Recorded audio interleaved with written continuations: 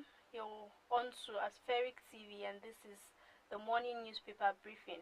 My name is Dabur Gifts, and I have Mr. Clifford Amini with me in the studio. Good morning, Mr. Clifford. Good morning, Gifts. Welcome Thanks for to having the me. show. Alright, so we'll be discussing major headlines in today's dailies, Nigerian newspapers. We'll start off with the Nation newspaper. The major headline on the Nation newspaper has it that wipe out terrorists. Buhari gives fresh order to military. President's last 12 years most challenging. It also says Nigeria to sustain sub-regional security collaboration. The military got fresh marching orders yesterday from President Muhammadu Buhari, wipe out terrorists. He said the last 12 years have been the most challenging due to insecurity. The North has been reeling under serious terrorism and bandit attacks, which have taken a turn for the worse. There have been attacks on communities, kidnapping for ransom, insurgency, and incessant farmer-herder clashes, among others.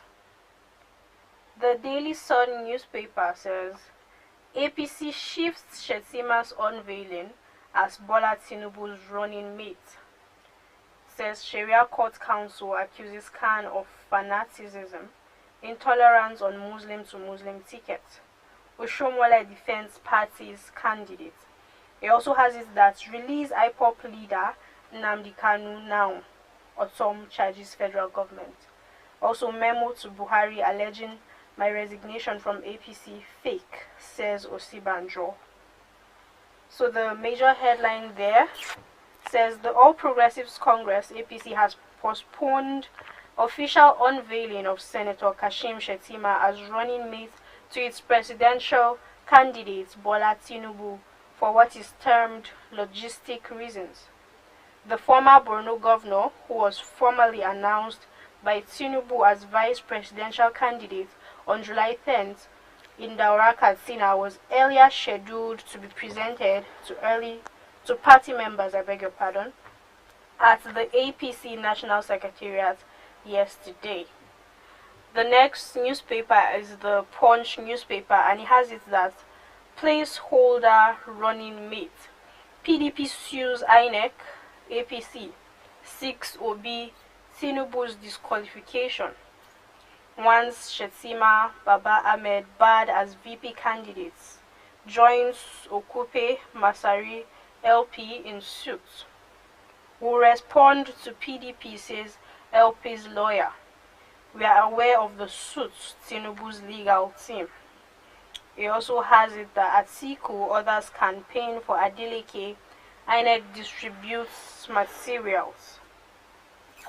So the Punch story says the People's Democratic Party has instituted a lawsuit compelling the Independent National Electoral Commission to prevent All Progressives Congress presidential candidates Bola Tinubu and Labour Party standard bearer Peter Obi from replacing their running mates with Senator Kashim Shettima and Senator Dati Baba Ahmed, respectively. The PDP is also asking the courts to declare that Tinubu and Obi be disqualified unless they contest alongside their previous running mates, Kabiru Masari and Doyin Okupe, respectively. In the originating summons with suit number FHC/ABJ/CS/1016/2022, the PDP is seeking an order barring the Independent National Electoral Commission from replacing the running mates of Tinubu and Obi. The Daily Trust newspaper says FG, British High Commission, mom as IPOB warns envoy to stay off Southeast. It says group says High Commissioner Igbo paper. Warning shows depth of insecurity, attempts to embarrass FG, dawns. INEC staff injured as gunmen attack registration center in Enugu. The subheadline says 48 terrorists killed, 3,858 surrendered in 2 weeks in Northeast DHQ. 23 million young Nigerians unfit for job market, ITF. It also says controversy rages over Nigeria's rising debts, appetites for Euro bonds. So the major headline here says the federal government and the British High Commission in Abuja were mum Thursday on the warning issued by the indigenous people of Biafra, IPOB, asking the British High Commissioner to Nigeria, Catriona Lang, to halt planned travels in the southeast, warning that such trips could be suicidal. In a statement issued by its spokesman, Emma Powerful, and made available to Daily Trust in Awka, Anambra State capital, on Thursday, the proscribed separatist movement alleged a plot by unnamed persons to kill the British envoy in the area and blame its members for it. And then finally we have the This Day newspaper. It says, Adamu, Christians have nothing to fear. Muslim to Muslim tickets reflects Nigeria's reality. Says it's an act of God. Faith aside, work stops on president's table, Akere Dolu maintains. APC's presidential combination stands rejected, PFN insists. The Guardian newspaper says Muslim to Muslim tickets. APC puts on hold Shetima's unveiling, opposition mounts. It also has it that violence, vote buying threaten fair, credible 2023 polls. And then lastly, the Vanguard newspaper. The Vanguard newspaper says selfish northern governors pushed Tinubu into same faith ticket. Also, varsity strike. Why FG rejected Briggs Committee's report. Alright, those are the newspaper headlines we have. We'll go on a quick break. When we come back, I and Mr. Clifford will be discussing these headlines with you. Please stay with us.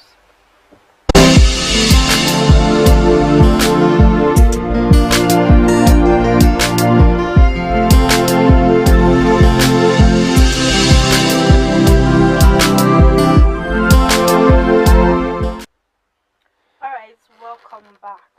So Mr. Clifford, we'll start off with, I think, the most trending of all the stories. That is the marching order given by Mr. President to the military to wipe out terrorists. And I'm curious, this terrorism thing has been going on for many years, that it has kind of become the new normal for the common Nigerian.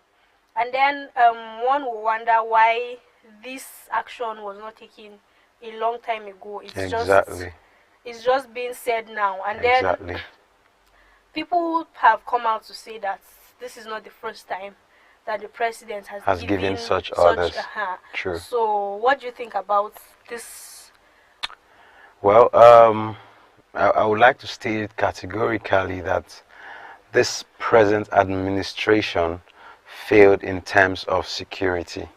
You know, if you look at what is happening in the northeast, you look at what is happening in the southeast.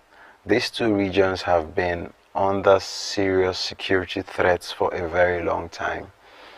I mean, what are the measures that have been put in place by the military, by the government, by the police, by the Air Force and the Navy to make sure that these regions experience security?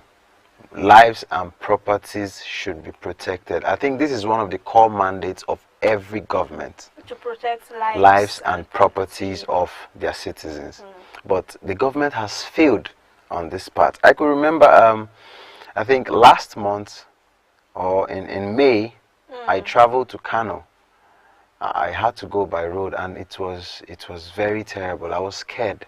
I was actually praying, and it's not supposed to be that way. Because you should be able to go to where you want to go to peacefully. Yes. What you should be praying for is a safe ride. Exactly. Not that you should be afraid of being attacked by bandits, by armed robbers and all that. So I think the president is coming out this time to make this statement because he was attacked I think recently. Imagine the level of confidence of these bandits attacking the convoy of the president. It shows that they have failed woefully. If the president can be attacked, then anybody else can be attacked. And also there's the whole Kuje prison thing. Yes, it's in the city center. It's in the capital city of the nation. And then you wonder what routes these bandits took to come into the city, and then they were not spotted. This is why I feel there is a security compromise. Because how can you tell me that a security facility in the Federal Capital Territory was attacked and there was no military intervention? Exactly. Until they... I mean, that's when such marching orders should have been put in place, so that they go immediately, and then... But then these people operated and left, and after how many hours, after how many days, almost a week now, you're giving marching orders. I mean, this... I can tell you that we have most of these inmates that were released walking around the streets now. They are free and ready to perpetrate more harm to the society. Well, let's see how this one goes. Probably it might just be effective. Well, this administration do not have more time. I think right now just about 10 months. The focus of this administration right now is on politics. Thinking of the next election, I don't think any strategic or positive move will be made right now. These are just formalities, if I may use that word. All right, let's see how that plays out eventually. And then moving on, let's talk about politics. APC shifts Shetima's unveiling as Bola Tinubu's running mate. So this whole Muslim to Muslim ticket controversy has been going on for quite some time, right from the time that it was barely rumors, and then he finally unveiled. Yes. And then a lot of people are against it. Clerics, several people have come out to like completely condemn the same faith ticket.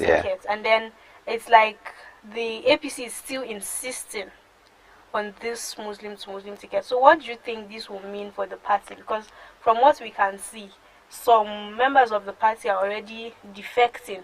Yeah, that is why I feel it is not an APC thing. It is the choice of Bola Ahmed Tinubu as a presidential candidate. Because most of the APC leaders in the north and also in the south have publicly rejected a same-faith ticket. I mean, it is very, very insensitive for a political party at this time, knowing that Nigeria is in a state of breakup, so to say. And if you look at the region that are agitating for this breakaway from Nigeria, majority of them are Christians. And instead of addressing this issue of unity of Nigeria, you come up with a same-faith ticket. It means you're insensitive about the plight of Nigerians.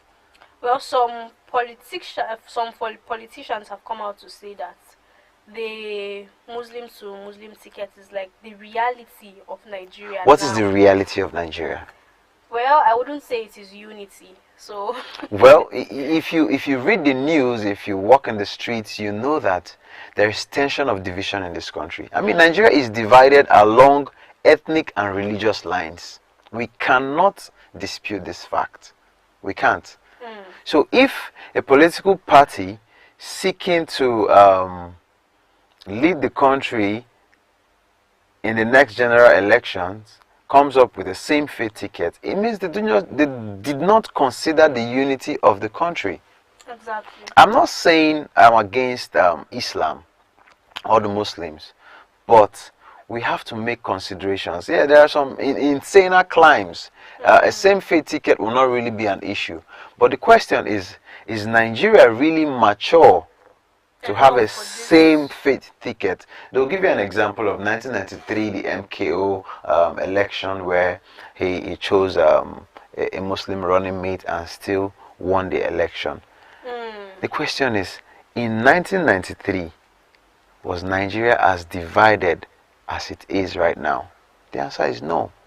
So when leaders make some of these decisions, they should look at the peculiarity of the state of the nation and how their decision affects that. So for me, I think it's a wrong move by the All Progressive Congress. So now we've talked about the effects it will have on the nation. Do you think that this is like a serious reason to divide the party? Because we already see Yes, divisions. it's not about if I think. There have been immediately since the day Bola Ahmed announced his running mate, there have been defections hitting the parties in the west and in the south and in the north. You know. Well, they are delaying the unveiling as it is. He has said that this is his running mate. Yes. They've not officially The party has not officially unveiled. Yes. Yes. I think this is because my next question is we've talked about the effects it will have eventually on the party and on the nation as well.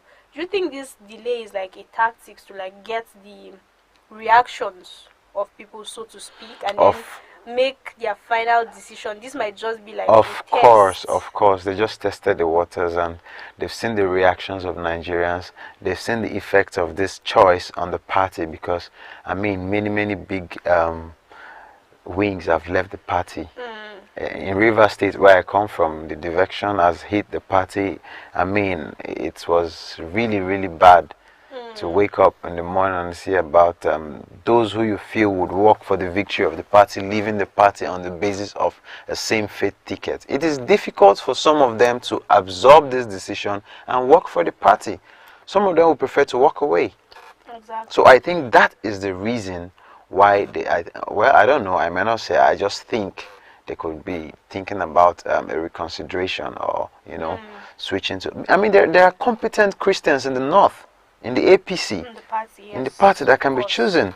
Of course. So if you want to really consider the plight of Nigerians, the demand of the people you want to lead, then a same faith ticket should not be an option at this moment. I'm not saying, especially as you have gotten the reaction. Yes. From people.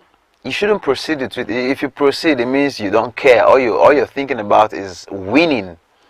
You don't care about the effects of your choice. And you can't win when the people are not happy. Well, the Muslims have more numbers in the north. I think that's a political strategy. But that does not necessarily mean that they are all for this, because we've seen some Muslim clerics condemn it. Yes. So these people actually have the power, I would say, to like influence decisions of voters, their followers, and then that might just trickle the votes a bit. Well, let's see how it plays out, and let's see if they're going to make a change. Yes. All right, moving on. PDP has sued INEC and then APC, also Labour Party. It says the main aim of the whole thing is that Peter Obi and then Bola Ahmed Tinubu have changed their running mates. Yeah.